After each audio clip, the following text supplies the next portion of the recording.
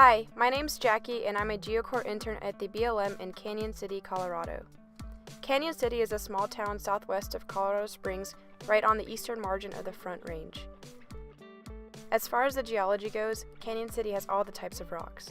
It's been intruded by igneous rocks, overlain by sediments, and compressed and folded to form some of the cool minerals like garnet.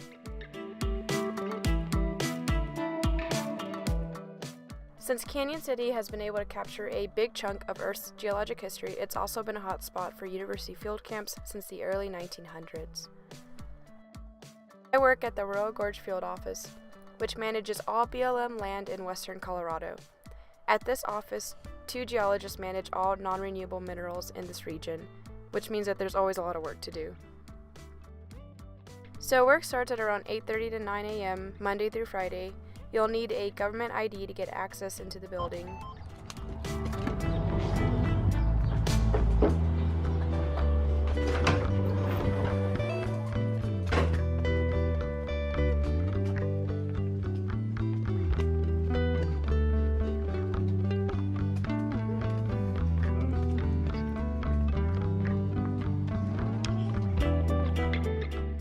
This is my desk area where I pretty much do everything except mine inspections.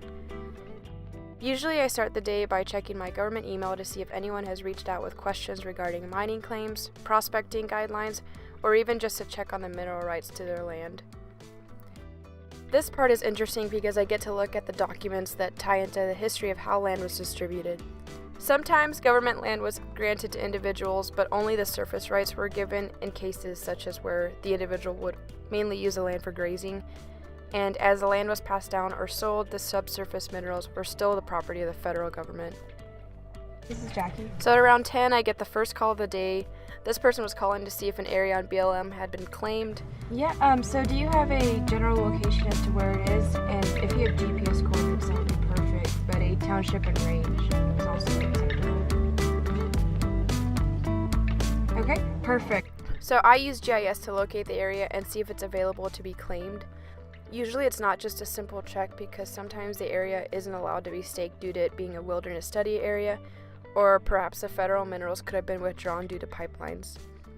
But after researching the area, I'll print out a map with the claim status and they can take this to the state office to file their claim. So the person who called me gave me an email that I could reach them at. A lot of people prefer to come to the office with questions, and in those cases, I'll meet them in the visitor area to help them out.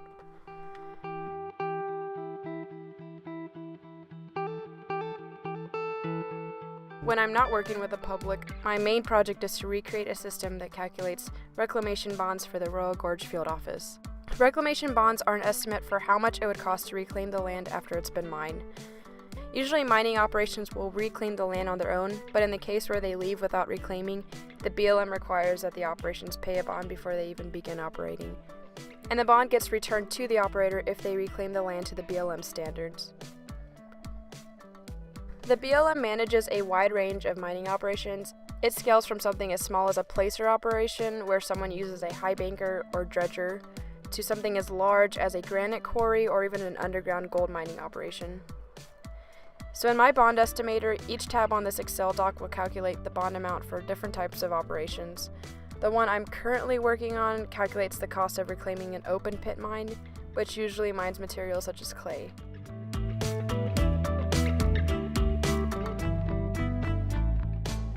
When the area is being reclaimed, the high wall needs to be reduced to a slope that looks natural. So in this approach, a track dozer will need to carve off pieces of the wall at the top and then push them to the bottom in order to reduce the overall slope. And to my surprise, I had to unearth a lot of my forgotten geometry skills in order to calculate this volume estimation. This also estimates the volume of each berm in place and how much it would cost to remove them. Here I calculate how much topsoil, mulch, fertilizer, and seeds it will need to cover the area of disturbance. So this also takes into account current labor rates and how much it would cost to pay equipment operators. It also looks at how much it would cost to transport the equipment. After having been working on this for a few months, I've learned a ton about the small and large costs that go into making sure the area looks like it did before the mining operation. And there's still a lot of work to be done in this estimate of reclaiming an open pit, but as of right now, I was able to get a price that falls within the range of what other systems have calculated. To get this estimate, I use numbers from an actual operation, one that I'll get to see in person today as part of an inspection. This is what it looks like printed out. I've had to do a lot of reading about reclamation costs in order to create a catered system for the field office. I've found a few reclamation guides online. Nevada is really good at estimating bonds because 63% of the state is managed by the BLM, and I've referred to their guidebook a lot, but their estimates are geared for much larger operations. I frequently use the CAT handbook because it has all the specs for various equipment that would be used. In this handbook, I look for parameters such as bucket size or how many cubic yards of material a track dozer can carry so that I can calculate the trips it would take to doze all of the material. I also look for travel speed and production curves for how many buckets a dozer can haul in an hour in order to figure out how long the BLM would need to rent equipment or hire an operator. Being a geologist, one of my favorite aspects of the job is getting to go outside. I mostly inspect the smaller operations on my own, but today I get to go with my coworker Amber to the very clay mine whose stats I've been using to gauge an accurate bond estimate. So this operation is a clay mine, and it's important geologically because it's mining the Fountain Formation, which consists of fluvial or river sediments that were eroded off of the Pikes Peak granite, which had been pushed up into the ancestral Rockies. So when we inspect the operation, we make sure that the operators are doing everything that they said they intended on doing. This includes how they plan on storing hazardous materials or how they're managing water within the operation. We even check safety measures such as berm height, which has to come up to half of the height of the wheel of their largest piece of equipment. So after inspecting the lower part of the mine, we're going to go to the top of the haul road to where they're currently doing most of the mining.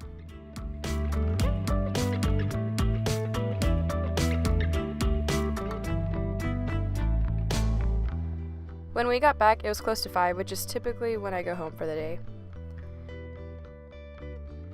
So working for the BLM as a geologist in the mining sector has definitely been an enlightening experience.